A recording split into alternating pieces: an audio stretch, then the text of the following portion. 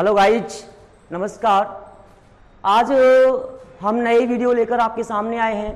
पुराने वीडियो में भाषा व्याकरण लिपि के बारे में चर्चा हो रही थी।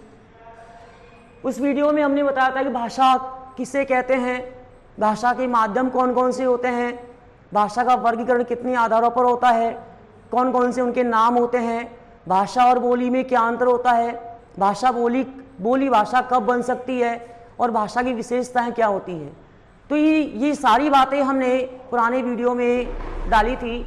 आज नई वीडियो में भाषा के बारे में जो बता रहे हैं कि भाषा के अंग, ये घटक या तत्व कितने होते हैं। तो भाषा के अंग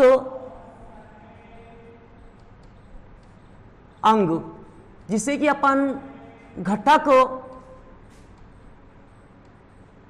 अथवा तत्व के नाम से भी जानते हैं। भाषा के अंग 5 होते हैं, इनकी संख्या 5 होती है। पहला होता है, सबसे छोटी जो इकाई होती है, ध्वनि। दूसरी होती है इसकी वर्ण, तीसरी होती है शब्द, चौथी होती है पद और पांचवी होती है वाक्य। ध्वनि जो मुख से उच्चारित होती है वह ध्वनि कहलाती है, जो लिखी जाती है वो वर्ण कहलाती है। 2 या 2 से अधिक वर्णों के मेल से बनने वाला शब्द होता है। विभक्ति या परसर्ग से युक्त शब्द को हम पद कहते हैं और 2 या 2 से अधिक शब्दों से मिलकर बनने वाले सार्थक मेल को वाक्य कहते हैं। तो यहाँ अपन चर्चा करते हैं भाषा के अंग या तत्वों की। भाषा के अंग जैसा कि सामने दिखाया गया है 5 होते हैं। पहला होता है इसका अंग जिसे कहते हैं अपन ध्वनि। दूसरा होता है जिसे कहते हैं अपन वर्ण। तीसरा होता है जो कि होता है शब्द। चौथा होता है पद। पांचवा होता है वाक्य। इन पांचों की अपनी अपनी डेफिनेशन होती है और ये सीढ़ी के अनुसार काम करती है। इसे भाषा की पहली सीढ़ी माना जाता है, ये भाषा की दूसरी सीढ़ी होती है, ये भाषा की तीसरी सीढ़ी होती है, ये भाषा की चौथी सीढ़ी होती है, ये 5वीं होती है और अंत में भाषा बन जाती है। इनके बिना भाषा का बनना मुश्किल होता है। जब तक ध्वनि नहीं होगी वर्ण नहीं बनेंगे, वर्ण नहीं होंगे शब्द नहीं बनेंगे, शब्द नहीं होंगे पद नहीं बनेंगे और पद नहीं होंगे तो वाक्य नहीं बनेगा। सबकी अपनी अपनी परिभाषा होती है कि मुख से उच्चारित होने वाली आवाज ध्वनि कहलाती है। जैसा कि हमने मौखिक और लिखित भाषा में आपको बताया था कि मौखिक भाषा में ध्वनि का इस्तेमाल होता है और लिखित भाषा में वर्णों का इस्तेमाल होता है। ध्वनि का उपयोग मौखिक भाषा में किया जाता है। वर्ण लिखे जाने वाले संकेतों को हम वर्ण कहते हैं। जो संकेत लिखे जाते हैं उन्हें हम वर्ण कहते हैं। इसकी एक परिभाषा है कि भाषा की सबसे छोटी इकाई वर्ण कहलाती है, जिसका काम लिखने में होता है। तीसरा होता है शब्द। शब्द की परिभाषा होती है कि 2 या 2 से अधिक वर्णों के मेल से। शब्द किसके मेल से बनता है? वर्णों के मेल से बनता है। 2 या 2 से अधिक वर्णों के मेल से बना शब्द कहलाता है। इसके बाद बात आती है पद की। विभक्ति या परसर्ग। विभक्ति या परसर्ग। विभक्ति या परसर्ग क्या होता है कि जो कारक चिन्ह होते हैं उन्हें अपन परसर्ग के नाम से जानते हैं। परसर्ग, इसे अपन कारक चिन्ह के नाम से भी जानते हैं। कारक चिन्ह। जितने भी हिंदी में कारक होते हैं उनके चिन्ह होते हैं वो सारे चिन्ह परसर्ग के नाम से जाने जाते हैं। संस्कृत में विभक्तियां लगती है और हिंदी में कारक चिन्ह लगते हैं। किसी शब्द में कारक चिन्ह का उपयोग कब होता है? जब वो शब्द वाक्य में होता है। जब तक वो शब्द वाक्य में नहीं होगा तब तक कारक चिन्ह नहीं होगा, और जब वो वाक्य में आ जाएगा हमारे पास केवल ये है बालक। अभी बालक को अपन शब्द मानेंगे क्योंकि ये वाक्य में नहीं है, और वाक्य में नहीं है इसका मतलब इसमें कारक चिन्ह नहीं है। और यदि हम इसको किसी वाक्य में लिख दें कि बालक घर जाता है या अध्यापक बालक को बुलाता है,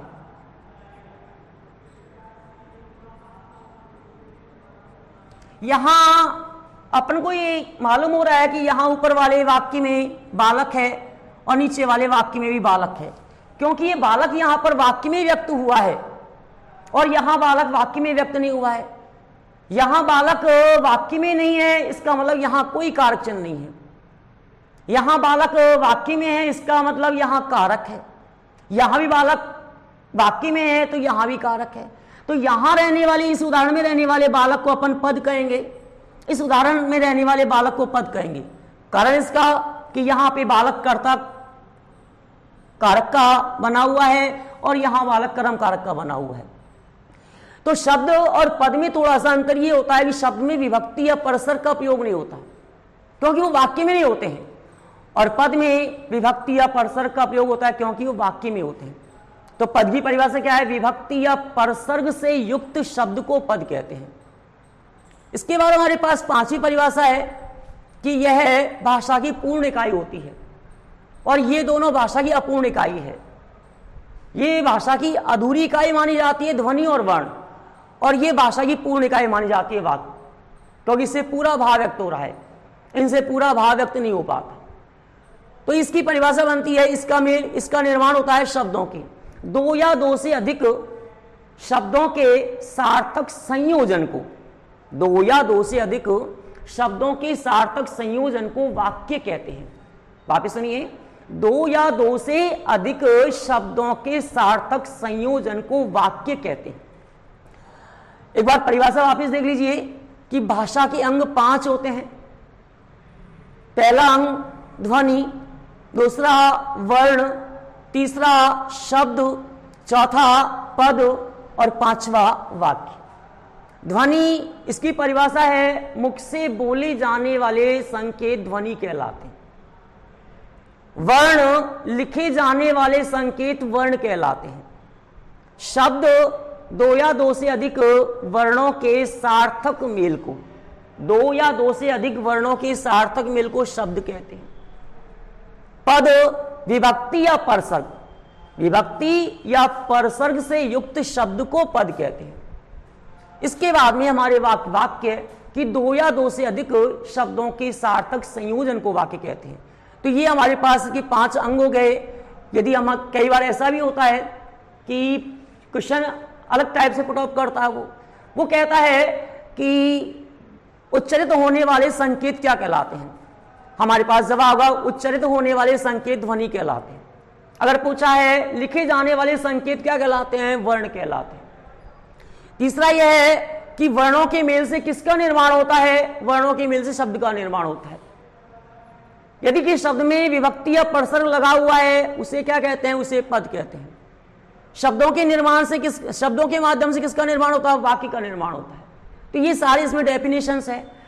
इस भाषा का टॉपिक यहाँ पे पूरा होता है।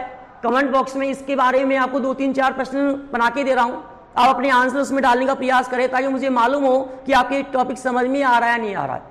तो पहला प्रश्न मैं यहां बनाकर दे रहा हूं कि भाषा कैसी संपत्ति है। नंबर 1, भाषा किस प्रकार की संपत्ति है, किस प्रकार की संपत्ति है।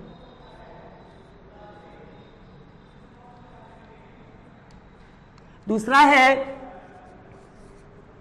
बोली भाषा का रूप कब ले सकती है, कब ले सकती है। तीसरा है लिखित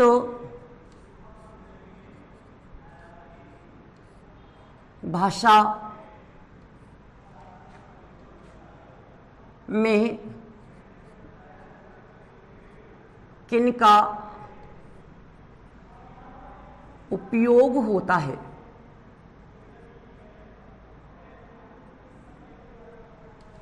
चौथा है भारत की राजभाषा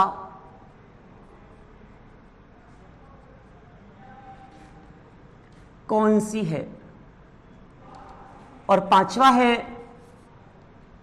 भाषा के कितने अवयव या अंग होते हैं। ये पांचों प्रश्न जो है हमारी भाषा से संबंधित है और इसमें सारे आंसर वही है जो मैंने आपको बताए हैं। यदि आपको इनके आंसर देख रहे हैं तो आप जो पिछला वीडियो है इसी भाषा का उसको देखें और आपको आंसर आसानी से मिल जाएंगे। और आंसर मिलने के बाद में आपको जो कमेंट बॉक्स है उसमें अपने कमेंट डालने हैं ताकि मुझे मालूम हो सके कि आपको टॉपिक समझ में आया है नहीं आया है, ताकि मैं और आगे इसके विस्तार पूर्वक इसके बारे में बता सकूं। इसके बाद हमारे पास आज नया टॉपिक होगा भाषा वाला, जिसका नाम है व्याकरण। व्याकरण इसको कि अपन इंग्लिश में ग्रामर के नाम से जानते हैं। इंग्लिश में शब्द होता है ग्रामर, लेकिन ग्रामर ये बिल्कुल सही नहीं होता है, इसको बिल्कुल सही बोलना है तो ग्रामर के नाम से जानते हैं इसको। तो टॉपिक ले रहे हैं अपन अगला, व्याकरण। व्याकरण क्या होता है? तो व्याकरण किसी आदमी का नाम नहीं है, व्याकरण किसी वस्तु का नाम नहीं है। व्याकरण नाम होता है साहित्य या शास्त्र का। ये होता है साहित्य या शास्त्र या शास्त्र। व्याकरण में क्या होते हैं? व्याकरण में होते हैं नियम। व्याकरण में नियम पाए जाते हैं। और हमारे पास ये है कि क्या होता है, किसे कहते हैं व्याकरण? तो वह साहित्य या वह शास्त्र जो हमें शुद्ध बोलना, जो हमें शुद्ध पढ़ना, जो हमें शुद्ध लिखना सिखाता है, उसे हम व्याकरण कहते हैं। वह साहित्य या शास्त्र जो हमें शुद्ध बोलना, शुद्ध पढ़ना, शुद्ध लिखना सिखाता है, उसे व्याकरण कहते हैं। व्याकरण का भाषा में क्या उपयोग होता है? महत्वपूर्ण प्रश्न है कि व्याकरण का भाषा में क्या उपयोग होता है? व्याकरण के बिना भाषा का महत्व क्यों नहीं होता? तो व्याकरण का भाषा के लिए अत्यंत महत्व माना जाता है, कारण व्याकरण भाषा को स्थिरता प्रदान करता है, इसको नियम प्रदान करता है, उसको प्रामाणिकता प्रदान करता है। यदि व्याकरण का प्रयोग भाषा में नहीं होगा, जैसे कि माना हमारे पास एक वाक्य है, मैं खाना खाता हूं, मैं पानी पीता हूं, वह घर जाती है, वह घर जाती है और सीता घर जाता है। बाकी वाक्य है और एक ही अंतिम वाक्य में अंतर क्या है कि सीता घर जाता है। अब ये वाक्य अशुद्ध है क्योंकि इसमें नियम का पालन नहीं किया है। इसका कर्ता पुल्लिंग का है, क्रिया इसकी स्त्रीलिंग की लगा दी, तो यहां नियम का पालन नहीं किया, व्याकरण का उपयोग नहीं हुआ है, तो वाक्य अशुद्ध है, अस्पष्ट है। तो जब तक व्याकरण का उपयोग नहीं होगा भाषा शुद्ध नहीं बन पाती। तो भाषा को शुद्धता प्रदान करने के लिए, प्रामाणिकता व्यक्त करने के लिए, उसको मानक रूप देने के लिए व्याकरण का इस्तेमाल किया जाता है। तो व्याकरण के बिना भाषा का कोई महत्व नहीं माना जाता। अब हमारे पास सवाल यह होता है कि व्याकरण का निर्माण किसके अंतर्गत हो जाता है? व्याकरण का अध्ययन कहां कहां करते हैं? तो जैसे कि भाषा के अंग होते हैं, ऐसे व्याकरण के 4 अंग होते हैं। व्याकरण के अंग, इसके 4 अंग कौन कौन से होते हैं? इसका पहला जो अंग होता है वो होता है वर्ण, दूसरा होता है जिसे कहते हैं शब्द, तीसरा होता है जिसे कहते हैं अपन पद, और चौथा होता है जिसे कहते हैं अपन वाक्य। भाषा के अंगों में और व्याकरण के अंगों में थोड़ा सा अंतर होता है, मात्र 1 पॉइंट का। और वो पहला पॉइंट होता है भाषा में ध्वनि पहला पॉइंट होता है, यहां व्याकरण में ध्वनि नहीं होता, यहां पे पहला पॉइंट होता है वर्ण का। तो भाषा में अंग होते हैं 5, व्याकरण में होते हैं 4। एग्जाम में जब पूछ लेते हैं तो हम भ्रमित हो जाते हैं। भ्रमित क्यों हो जाते हैं? ये ध्यान नहीं होता कि इसके कितने अंग है कितने नहीं है। तो थोड़ा सा यहां पे ही समझने का प्रयास करेंगे कि भाषा के अंग पूछे हैं 5 अंग बताएंगे, भाषा के अंग पूछे हैं तो जितने भी अंग हैं उनकी परिभाषा याद होनी चाहिए हमको। व्याकरण के अंग हैं उनके नाम 4 बताएंगे, यहां परिभाषा का देना आवश्यक नहीं है। तो पहला है व्याकरण का अंग वर्ण, जिसको कि अपन कहते हैं वर्ण विचार। इस वर्ण विचार में किसका अध्ययन होता है? वर्णों के बारे में अध्ययन होता है। इसमें किसके बारे में होता है? शब्दों के बारे में अध्ययन होता है। इसमें किसके बारे में होता है? पद के बारे में अध्ययन होता है, इसमें पद के बारे में, और इसमें होता है वाक्य के बारे में। तो वर्ण विचार में किसका अध्ययन होता है, किसको जानने का प्रयास करते हैं? वर्ण विचार में वर्णों के निर्माण के बारे में कि वर्णों का निर्माण कैसे होता है, वर्णों के वर्गीकरण के बारे में कि वर्ण के कितने भेद होते हैं। जब प्रारंभिक क्लास पढ़ते हैं अपन तो वहां स्वर व्यंजन संयुक्त व्यंजन ये पढ़ते हैं अपन, तो वर्णों के भेद के अंतर्गत आता है। तो वर्णों के भेद, वर्णों का निर्माण, वर्णों के भेद, वर्णों का निर्माण और वर्णों के प्रकार आदि का जो अध्ययन होता है वो वर्ण विचार में होता है। तीसरा होता है शब्द विचार। इसमें अध्ययन किसका होता है? शब्दों के बारे में कि शब्द निर्माण, शब्द का वर्गीकरण और शब्द के भेद, तीन होता है इसमें। शब्द निर्माण, शब्द का वर्गीकरण और शब्द सही कौन सा है गलत कौन सा है इसको निकालने का प्रयास करते हैं, तो शब्द विचार में होता है। पद विचार में पद का निर्माण और पद का परिचय ये अध्ययन होते हैं इसमें। वाक्य विचार में वाक्य का निर्माण, वाक्य का वर्गीकरण और वाक्य की शुद्धिकरण, इन तीन का अध्ययन होता है। वाक्य का निर्माण, वाक्य का वर्गीकरण और वाक्य का शुद्धिकरण। तो यदि पूछा जाए कि वर्ण विचार क्या है, वर्ण विचार व्याकरण का वह पहला बिंदु होता है जिसमें वर्ण के बारे में अध्ययन किया जाता है, या वर्णों के निर्माण के बारे में, वर्णों के वर्गीकरण के बारे में अध्ययन होता है। शब्द के बारे में क्या है कि व्याकरण का दूसरा बिंदु शब्द विचार होता है। यहाँ शब्दों के बारे में अध्ययन किया जाता है, शब्दों के निर्माण के बारे, शब्दों के भेद के बारे में, शब्दों के शुद्धिकरण के बारे में। पद में क्या होता है? पदों के निर्माण के बारे में, पद के परिचय के बारे में। वाक्य निर्माण क्या होता है कि वाक्य के निर्माण के बारे में कि निर्माण कैसे होता है, वाक्य कैसे बनता है। वाक्य के वर्गीकरण के बारे में, वाक्य के भेद के बारे में कि भेद कौन सा होता है, और वाक्य शुद्धिकरण के बारे में। तो ये सारे जो पॉइंट हैं ये व्याकरण से संबंधित हैं। तो व्याकरण के तो अपने यहाँ दो ही पॉइंट हैं कि व्याकरण किसे कहते हैं, इसके कितने अंग होते हैं, तो ये हमारे पास में है। तो अब मैं इसके बारे में दो प्रश्न आपके सामने लिख रहा हूं, इन दोनों के आंसर कमेंट बॉक्स में आप देंगे। जिसमें पहला प्रश्न होगा, व्याकरण क्या है? नंबर 2 है वर्ण विचार में किसका अध्ययन होता है? ये दोनों प्रश्नों के आंसर आप कमेंट बॉक्स में देंगे। व्याकरण क्या है और दूसरा है वर्ण विचार में किसका अध्ययन होता है। तो इसके दो पॉइंट अपने पूरे कंप्लीट हुए हैं। तीसरा है आज जिसका अंतिम भाग है वो है लिपि का। लिपि हर भाषा की अपनी अलग अलग होती है, कारण हर भाषा अलग अलग संकेतों में लिखी जाती है। लिपि को अपन अंग्रेजी में स्क्रिप्ट के नाम से जानते हैं। लिपि SCRIPT, लिपि। लिपि किसे कहते हैं?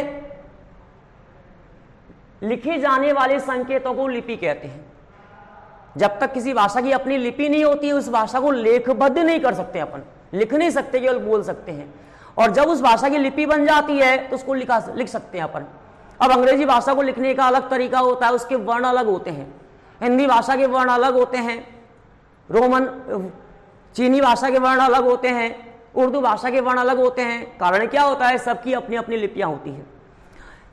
कहते हैं कि भारत की जो प्राचीनतम लिपियां हैं वो दो हैं। प्राचीनतम का अर्थ है सबसे पुरानी, जिसमें पहली लिपि का नाम है जिसका नाम है ब्राही लिपि।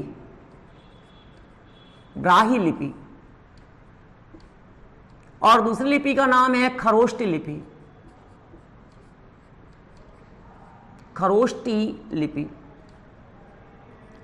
ये भारत की सबसे पुरानी लिपि है। ऐसा माना गया है कि लिपि का विकास सबसे पहले भारत देश में हुआ था। बेबीलोनियन, सुमेरियन, यूनानी, इन लोगों ने भारत से लिपि के बारे में अध्ययन किया था। इन देश के लोगों ने भारत में ही लिपि का अध्ययन किया था। इस लिपि को सबसे पहले पढ़ा कब गया था? इस लिपि को सबसे पहले पढ़ा गया था 1838 में, एक ईस्ट इंडिया कंपनी के अधिकारी के द्वारा पढ़ा गया था। उसने सांचौर में जो दुर्ग है भगवान बुद्ध का, सांचौर में, वहां पे उस दुर्ग में दानम शब्द लिखा हुआ था, दानम। उस दानम शब्द को लिखा था ब्राह्मी लिपि में। तो उस अधिकारी ने क्या किया, इस लिपि को पहली बार पढ़ा और इस लिपि को पढ़ करके उसने ब्राह्मी लिपि के अक्षरों का निर्माण किया था, दानम शब्द को पढ़ करके। तो इस लिपि को सबसे पहले कब पढ़ा गया, सन 1838 में पढ़ा गया था। ये किस शब्द को पढ़ा गया था, दानम शब्द को पढ़ा गया था। दानम शब्द कहां पे लिखा हुआ था, सांचौर के दुर्ग पे लिखा हुआ था। एक स्थल है सांचौर का, वहां पे लिखा था दानम शब्द और पढ़ा, और इसके बाद में इस लिपि के वर्णों का इस्तेमाल किया गया था। ब्राह्मी लिपि और खरोष्टी लिपि ये हमारे देश की सबसे प्राचीनतम का अर्थ है सबसे अधिक पुरानी लिपियां हैं, ब्राह्मी और खरोष्टी। लेकिन इन दोनों में अंतर क्या है, इन दोनों में पर्याप्त अंतर है। ब्राह्मी लिपि जिसका उपयोग वेदों में किया, ब्रह्मा ने किया, देवों ने किया। इस लिपि के जो आकार हैं वो सुडौल होते हैं, अच्छे आकार के। इस लिपि के जो अक्षर होते हैं वो स्पष्ट होते हैं। खरोष्टी लिपि जिसका ये नाम ही खरोष्टी है, खरोष्टी का मतलब होता है खर प्लस ओष्ठ प्लस ई। अब खर का अर्थ है गधा, ओष्ठ मानी ओट, जैसे गधे के ओट टेढ़े मेढ़े होते हैं, ऐसे इस लिपि के जो अक्षर हैं वो टेढ़े मेढ़े थे। तो टेढ़े मेढ़े होने से यह लिपि अधिक प्रचलन में नहीं आई, यह लिपि अधिक प्रचलन में नहीं आई थी, इसलिए इस लिपि का इस्तेमाल हमारे यहाँ ने किया। हमारी हिंदी भाषा की जो लिपि है देवनागरी, उसका उद्भव ब्राह्मी लिपि से माना जाता है। हिंदी भाषा की लिपि देवनागरी का उद्गम या उत्पत्ति कहाँ से हुई थी, ब्राह्मी लिपि से। कारण क्या था कि इस लिपि का निर्माण ब्रह्मा के द्वारा किया गया था। इस लिपि के अक्षर स्पष्ट थे, सुडौल थे, तो देवनागरी लिपि का विकास कहाँ से माना है, ब्राह्मी लिपि से। दूसरा प्रश्न यह है कि हमारे भारत की दो प्राचीनतम लिपियां कौन कौन सी है, ब्राह्मी और खरोष्टी। इनका समय कितना माना जाता है, इनका समय मानते हैं 10,000 या उससे पहले का। ब्राह्मी लिपि और खरोष्टी लिपि का समय 10,000 या उससे पहले का माना जाता है। अब हमारे यहाँ बोली जाने वाली अनेक भाषाएं भारत में, जैसे हमारे यहाँ बोली जाने वाली कौन कौन सी भाषाएं, हमारे यहाँ बोली जाने वाली भाषा है एक तो हिंदी भाषा, एक अंग्रेजी भाषा, एक उर्दू भाषा, एक पंजाबी भाषा, एक चीनी भाषा। ये सारी भाषाएं भारत देश में बोली जाती है। हिंदी भाषा, अंग्रेजी भाषा, उर्दू भाषा, पंजाबी भाषा, चीनी भाषा। तो इनकी लिपियों के बारे में हमको ज्ञान होना आवश्यक है। तो ये हमारे देश में बोले जाने वाले लोगों की भाषा होती है। हिंदी की जो लिपि होती है उसका नाम है देवनागरी, देवनागरी। अंग्रेजी की लिपि का नाम होता है रोमन लिपि, रोमन लिपि। इसके ऊपर मैं लिख रहा हूं यहां, तो ये तो है भाषा इधर तो, और ये है इनकी लिपि। हिंदी भाषा उसकी लिपि देवनागरी है, अंग्रेजी इसकी लिपि रोमन लिपि है, उर्दू इसकी लिपि फारसी है, फारसी लिपि। पंजाबी इसकी लिपि का नाम है गुरुमुखी लिपि, गुरुमुखी लिपि। और चीनी भाषा जो है उसकी लिपि का नाम है चीनी लिपि।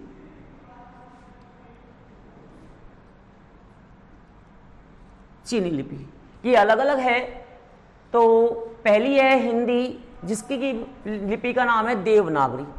हमारी देवनागरी लिपि जो है सबसे अधिक प्रामाणिक मानी जाती है। इस लिपि का मुकाबला करने वाला कोई नहीं है। इसका कारण क्या होता है कि ये अन्य लिपियों की तुलना में काफी श्रेष्ठ होती है। इस लिपि की सबसे पहली विशेषता क्या होती है कि यह किसी एक भाषा की नहीं है, यह एक से अधिक भाषाओं की लिपि है। अब ये हिंदी देवनागरी किन किन भाषाओं की लिपि है? ये हिंदी के अलावा उर्दू की लिपि भी है, सॉरी, ये हिंदी के अलावा मराठी भाषा की लिपि भी है, ये संस्कृत की लिपि भी है, यह नेपाली भाषा की लिपि भी है, और यह कोंकणी भाषा की लिपि भी है। कोंकणी इसको कर्नाटक की भाषा मानते हैं अपन, कोंकणी। तो यह हिंदी के अलावा अनेक भाषाओं की लिपि है देवनागरी। इसकी पहली सबसे प्रमुख विशेषता है, अन्य लिपियां केवल एक एक भाषा की है। रोमन लिपि केवल एक ही भाषा की, अंग्रेजी भाषा की। फारसी केवल एक ही भाषा की है, उर्दू भाषा की। गुरुमुखी एक ही भाषा की है, पंजाबी की। चीनी की। तो इस लिपि की विशेषता पहली क्या है कि यह एक से अधिक भाषाओं की लिपि है। हिंदी के अलावा यह मराठी, संस्कृत, नेपाली, कोंकणी इन भाषाओं की लिपि होती है। नंबर 2 इसकी विशेषता क्या होती है कि देवनागरी लिपि में जो वर्ण होते हैं, जो बोले जाते हैं वही लिखे जाते हैं। बोलने में लिखने में अंतर नहीं होता। देवनागरी में जैसे कै बोला जाएगा तो कै ही लिखा जाएगा, ख बोला जाएगा तो ख ही लिखा जाएगा। रोमन लिपि में ऐसा नहीं होता। वहां बोला कुछ जाता है, लिखा कुछ जाता है। वहां बोलते हैं के और लिखा जाएगा कै। जैसे KAMAL, अब बोला KAMAL, के बोल रहा है और बोलेगा क्या, कमल।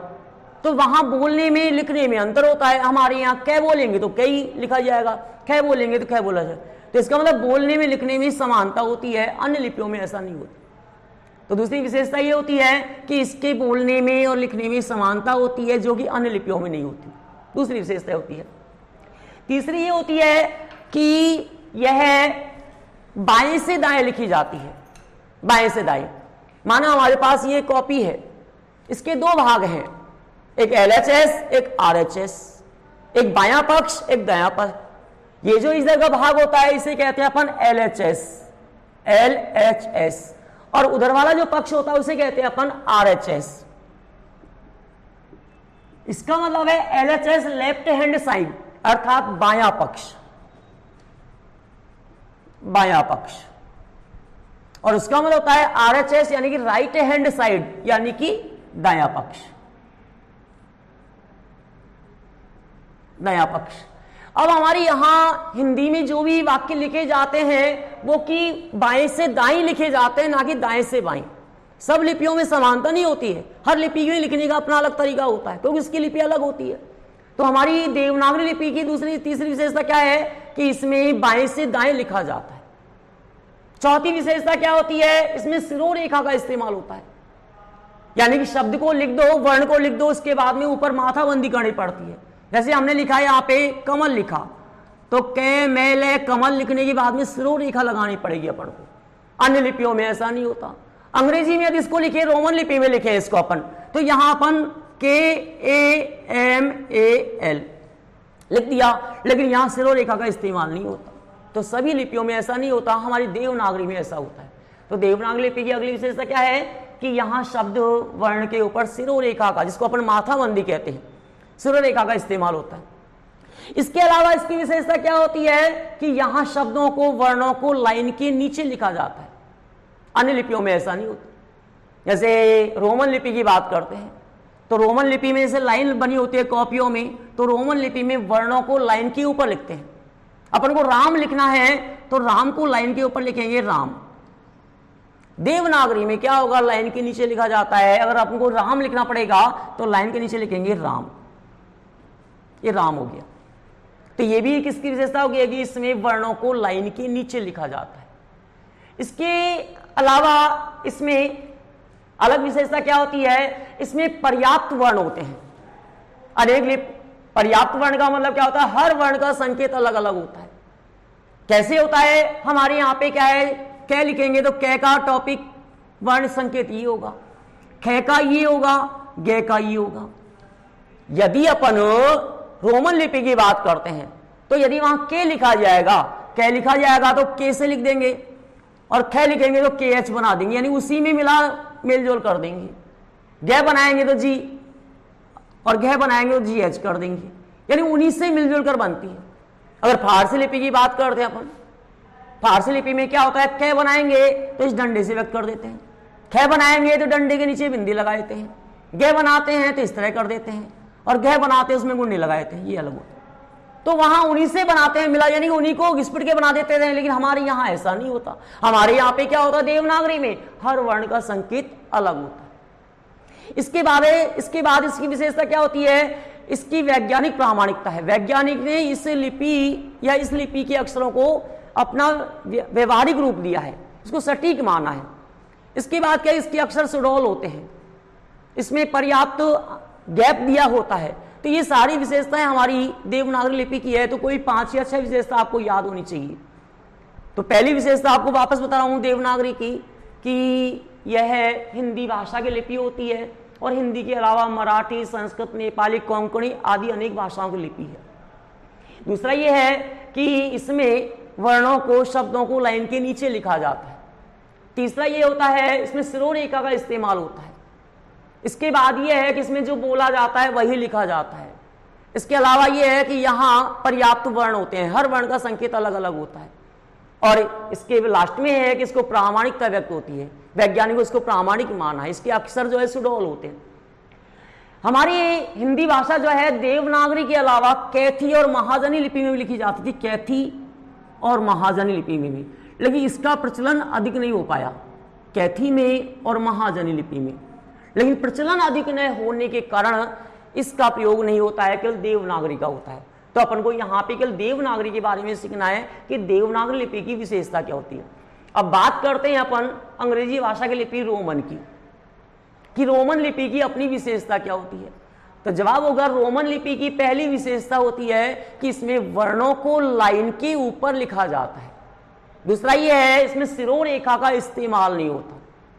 तीसरा यह है कि इसे बाएं से दाएं लिखते हैं, जैसे कि अपन देवनागरी में लिखते हैं ऐसे रोमन में लिखते हैं बाएं से दाएं, इसे बाएं से दाएं लिखा जाता है। और चौथा यह है इसमें पर्याप्त वर्ण नहीं होते। जैसे हमारे यहाँ हिंदी की बात करें, देवनागरी की बात करें तो 44 वर्ण होते हैं, कहीं कहीं 52 वर्ण भी बता देते हैं अपन। और अंग्रेजी की बात करें तो वहां 25 व्यंजन और 26 में से 21 तो व्यंजन होते हैं और 5 स्वर होते हैं इसमें, तो 26 में से सिमटा हुआ है। हमारे यहाँ बात करें तो 44 से लेकर 52 तक होते हैं वर्ण, तो पर्याप्त वर्ण नहीं होते। उर्दू भाषा की लिपि की बात करते हैं, फारसी की। फारसी लिपि है, इसकी विशेषता क्या होती है कि यह दाएं से बाएं लिखी जाती है, सबसे बड़ी विशेषता है। ये जो लिपि है ये दोनों बाएं से दाएं लिखी जाती है, लेकिन उर्दू की लिपि जो है ये बाएं से दाएं से बाएं लिखी जाएगी, ये यानी कि उल्टी चलेगी ये क्रम। जैसे हमको माना कि कमल लिखना है तो कै, मैं और यहां पे ले बना देंगे। कहने का मतलब है वहां कै, मैं और ये ले है, तो कै में मैं जोड़ करके और इसको ले बना दिया, कमल बना दिया। तो ये दाएं से बाएं लिखी जाती है। यदि हमारे जैसे लिखी जाती तो कमल ऐसा लिखते हैं उसको। तो ये अलग अलग होता है कि यहाँ दाएं से बाएं लिखा जाता है फारसी लिपि में। इसमें शिरोरेखा का इस्तेमाल नहीं होता। इसके बाद क्या है कि इसमें इसको लाइन के ऊपर लिखा जाता है, लाइन के नीचे लिखते हैं, लाइन के ऊपर लिखा जाता है। तो इसकी भी 2, 3, 4 विशेषता निकाल सकते हैं अपन फारसी लिपि की। पहली विशेषता ये होती है इसे दाएं से बाएं लिखा जाता है। नंबर 2, इसके वर्णों को लाइन के ऊपर लिखते हैं। नंबर 3, इसे इस वर्णों के ऊपर शिरोरेखा का इस्तेमाल नहीं होता। तो ये विशेषता फारसी लिपि की है। अब बात करते हैं पंजाबी भाषा की लिपि, गुरुमुखी लिपि की। पंजाबी भाषा की जो लिपि है गुरुमुखी लिपि, इसकी भी अपनी विशेषता है। इसकी अपनी विशेषता क्या है कि इसमें पर्याप्त वर्ण होते हैं, शिरोरेखा का इस्तेमाल नहीं होता है, इसको लाइन के नीचे लिखते हैं, पर्याप्त वर्ण होते हैं। ये सारी विशेषता पंजाबी भाषा की गुरुमुखी लिपि की है। अब आती है बात चीनी भाषा की जो लिपि है, चीनी लिपि। इसकी एक ही विशेषता होती है कि इसमें जो वर्ण होते हैं वो ऊपर से नीचे लिखे जाते हैं वर्णों को। जैसे किसी लिपि में दाएं से बाएं लिखते हैं, किसी में बाएं से दाएं लिखते हैं, इसमें वर्णों को ऊपर से नीचे लिखते हैं, इसमें वर्णों को लाइन के नीचे लिखते हैं, इसके ही पर्याप्त वर्ण नहीं होते। तो ये 4-5 विशेषता है। आपको इसमें देखिए देवनागरी में क्या होता है कि देवनागरी हिंदी भाषा की सबसे श्रेष्ठ लिपि मानी जाती है। देवनागरी का विकास कहां से हुआ था? देवनागरी का विकास हुआ था ब्राह्मी लिपि से। देवनागरी लिपि की विशेषता क्या होती है? अन्य लिपियों से अलग क्या होती है? क्योंकि अन्य लिपियां केवल एक ही भाषा की होती है, देवनागरी अनेक भाषाओं की होती है। देवनागरी लिपि किन किन भाषा की मानी जाती है? देवनागरी लिपि जो है हिंदी के अलावा मराठी, संस्कृत, नेपाली, कोंकणी आदि अनेक भाषा की मानी जाती है। देवनागरी लिपि के अलावा हिंदी और किन लिपियों में लिखी जाती थी? कैथी और महाजनी में, इन दोनों में लिखी जाती थी, लेकिन इनका प्रचलन अधिक नहीं हो पाया, इसलिए इनको बंद कर दिया। इनको बंद कर दिया है और इनको बंद होने से अब केवल हमारे पास चल गई देवनागरी लिपि। इसके बाद चलेगी अंग्रेजी लिपि। ये अंग्रेजी जो भाषा है इसकी लिपि का नाम है रोमन लिपि। रोमन लिपि की अपने संकेत अलग अलग होते हैं। अपने संकेत क्या क्या होते हैं? नंबर 1, इसमें जो वर्ण संकेत होते हैं वो पर्याप्त नहीं होते, केवल 26 ही वर्ण होते हैं यहाँ पे। इसमें वर्णों को लाइन के ऊपर लिखा जाता है। तीसरा, इसमें सिरोरेखा का इस्तेमाल नहीं होता। और चौथा, इसे बाएं से दाएं लिखा जाता है। वापिस उर्दू भाषा की लिपि का नाम है फारसी लिपि। ये फारसी लिपि की विशेषता क्या है कि इसमें वर्णों को दाएं से बाएं लिखते हैं। नंबर 2, लाइन के ऊपर लिखा जाता है। नंबर 3, पर्याप्त वर्ण नहीं होते। नंबर 4, इसमें सिरोरेखा का इस्तेमाल नहीं होता। इसकी विशेषता क्या है कि इसमें भी बाएं से दाएं लिखते हैं, यानी जैसे अपन देवनागरी में लिखते हैं। नंबर 2, इसमें पर्याप्त वर्ण नहीं होते। नंबर 3, इसमें सिरोरेखा का इस्तेमाल नहीं होता। और चीनी लिपि की आपको मैंने बता दी कि चीनी लिपि ऊपर से नीचे लिखी जाती है।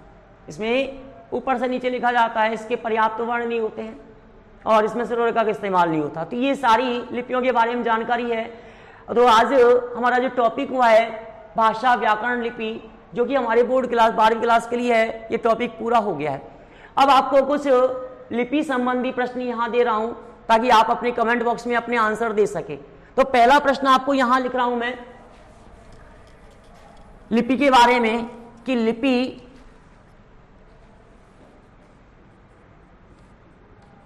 क्या है। पहला क्वेश्चन है इसमें। दूसरा यह है देवनागरी किन किन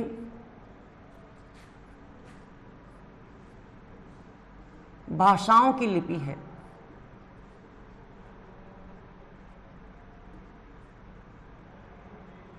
तीसरा है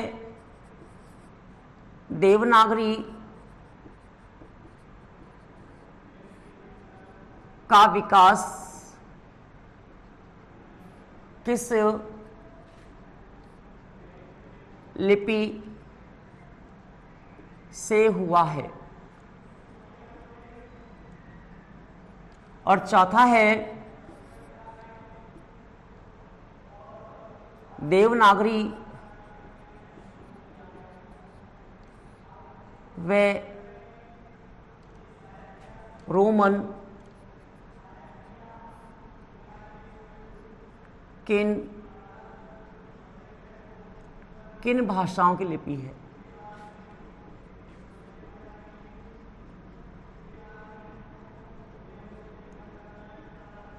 ये सारे जो आज के प्रश्न हैं अपने कमेंट बॉक्स में अपने आंसर देने का प्रयास करना ताकि हमें मालूम होगा कि आपको कितना ध्यान में आया कितना नहीं है।